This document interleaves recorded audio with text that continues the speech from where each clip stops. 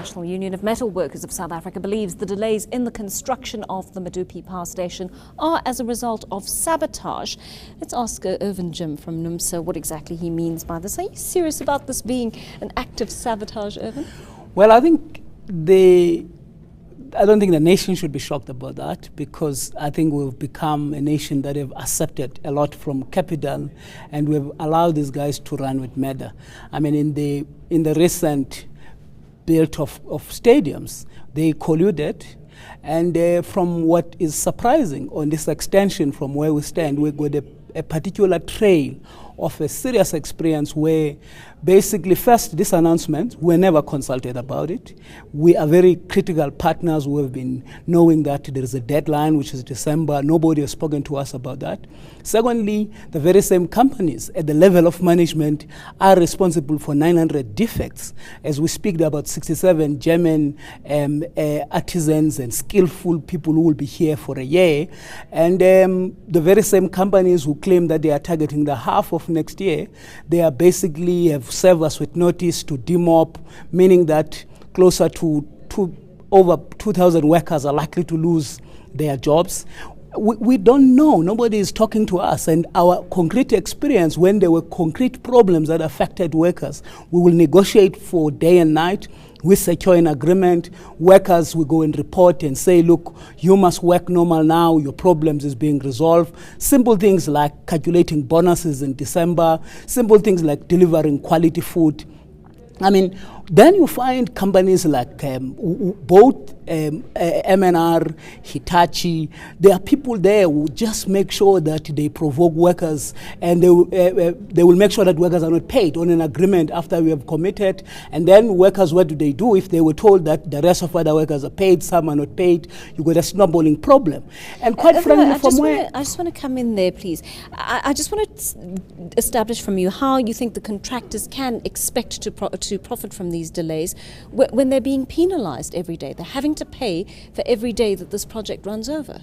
No, which is why we're saying, from where we're sitting, we're dealing with management and leadership that have not demonstrated any responsibility, that have not demonstrated to us that they are keen to ensure that they deliver on time.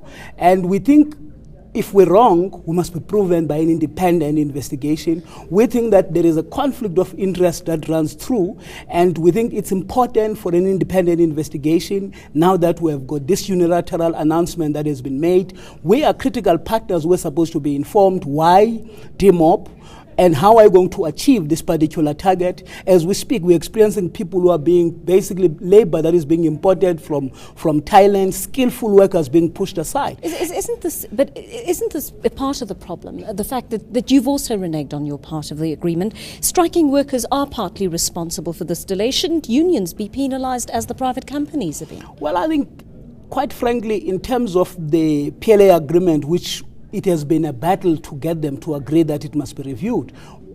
Trade unions had absolutely no right to strike in terms of that particular agreement, which is why we said it must be reviewed.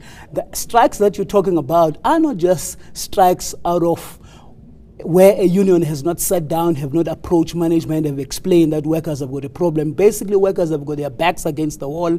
They can't follow a particular procedure. The strikes that you will be told that are illegal are as a result of the fact that there has been no procedure. In fact, the Labour Relations Act has been put aside, and you've got people in the site whose role is just to make sure that they basically provoke workers, they create problems. Well, we've got nothing to offer to ourselves except that those workers, they come from all over the country. They're skillful workers who stayed in a particular small town where there is no proper infrastructure. We're dealing here with a mega project, and it's not for the first time. I mean, we can go into the continent where there's been no project. You can go to Kucha. You basically need to be watertight in terms of planning. From where we're sitting, we think that you will find some guy who's a manager during the day who would create a problem, and the greatest possibility in Medupi, his house house is being rented out, being paid by Eskom, and must they want the project to end? I want to come back to your question of sabotage here now, because that is a major allegation that you're making. Limpopo police say the only case of sabotage that they're investigating currently involves a worker who was found to be in possession of explosives that he took to the Medupi site, which we of course know simply don't belong there.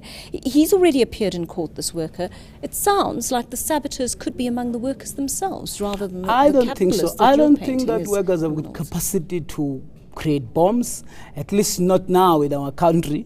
I'm of the view that I think if we do not investigate as to what is the conflict of interest, what is the syndicate, why up to now, for instance, nobody has literally formally briefed us as trade unions about this question. We heard it from the sources that basically there is a bomb that has been found there. We think that those who have got 900 delays, who are being penalized, if that particular infrastructure that is already built can be destroyed, they will be the first in the queue to tender because you have got shortage of capacity in the country. So you're blaming the private companies for that alleged act of sabotage? We think that from where we're sitting, we didn't come across with management that is prudent, that is concise, that is decisive, that is proactive, that ensures that it prioritizes stability in the point of production. Our experience has been that these guys have just been provoking strikes and provoking workers, and we think that it's time that they must be penalized, it's time that we must have an investigation,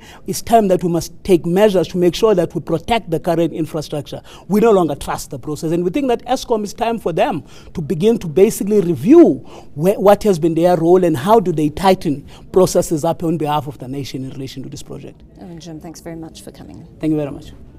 News that moves. eNCA.com.